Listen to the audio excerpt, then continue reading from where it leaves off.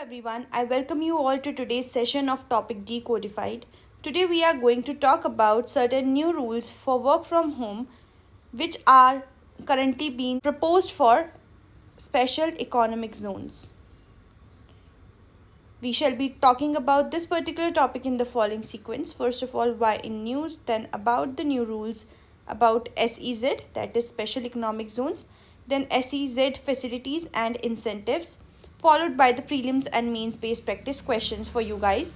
But before that, I want you all to be informed about the Mains 8 2022 program by Analyst IAS, wherein you can get help for polity, essay, public administration, and ethics. The details are given over here. Do check them out and apply soon to improve your score in the upcoming mains examination, as well as to avail the early bird discount. Getting back to the topic, why in news? So the Department of Commerce notifies new rules for work from home for special economic zones. About the new rules, the Department of Commerce has notified a new rule, work from home in special economic zones rule 2006 across all special economic zones. The notification was issued on demand from the industry for making provisions for a countrywide uniform work from home policy across all special economic zones. As per the new notification, work from home may be extended to maximum 50% of total employees, including contractual employees of the unit. There is flexibility granted to development commissioners of special economic zones to approve a higher number of employees for any bona fide reason to be recorded in writing. Work from home is now allowed for a maximum period of 1 year. However, it may be further extended for a period of 1 year at a time by the development commissioner at the request of units. Now, what are SEZ, special economic zones? Is a part of country that is subject to different economic rules than the rest of the country. Special economic zones, SEZs, have economic laws that encourage and attract foreign direct investment, that is FDI. An SEZ is usually duty free, fiscal concession is there, and has its own set of business and commercial rules with the goal of attracting investment and creating jobs. SEZs are also formed to improve the administration of these areas, making doing business easier. What are the objectives of SEZs? Why they are formed? They are formed to generate more economic activity, to increase the number of goods and services exported, to create opportunities, to increase both domestic and international investment, to develop infrastructure facilities. Now, what are the incentives and facilities available in SEZs? So, the goods for the creation, operation and maintenance of SEZ unit can be imported duty-free or purchased domestically. Exemption from taxes such as income tax, minimum alternate tax and others. External commercial borrowings by special economic zone units up to $500 million per year through recognized banking channels with no maturity restrictions. For approvals at the central and state level, there is a single window clearance system available for SEZs. So let's talk about the development of SEZs in India.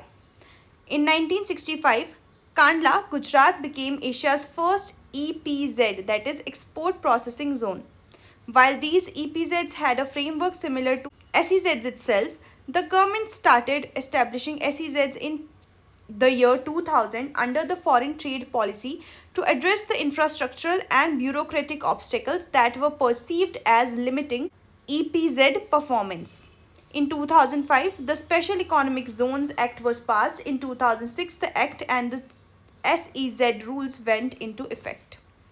SEZs, on the other hand, were operational in India from 2000 to 2006 also, but certain specific rule-based backing was provided thereafter in 2006 once the act was passed in 2005, right? So, India's SEZs were structured closely with China's successful model. So, first, China had already implemented this special economic zone model from wherein India got inspired. Presently, 379 SEZs are notified, out of which 265 are operational. About 64% of SEZs are located in 5 states itself, that is Tamil Nadu, Telangana, Karnataka, Andhra Pradesh and Maharashtra. The apex body is the board of approval, which is led by the Secretary of Commerce, Ministry of Commerce and Industry. So these are the special economic zones currently there in India. You can have a look at it in the given map. This is a fact sheet about special economic zones as of 30 June 2022.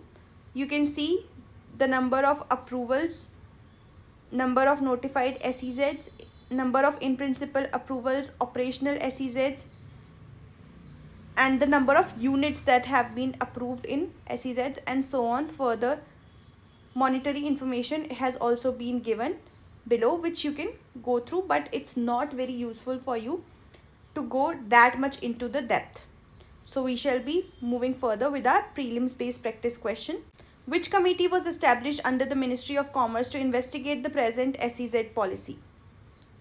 Your options are A. Baba Kalyani Committee, B. Panchi Committee, C. Ranganathan Committee, D. None of the above. Pick the correct option as your answer and put your answer in the comment box below. Moving on to the mains practice question. The Baba Kalyani Committee was constituted by the Ministry of Commerce and Industry to study the existing SEZ policy of India. What are its recommendations? Discuss. So well, you have to answer this particular question in 250 words. You can send in your answers to us on WhatsApp to get them reviewed. This is it for today. I shall see you again tomorrow. Till then, take care and thank you so much for joining in.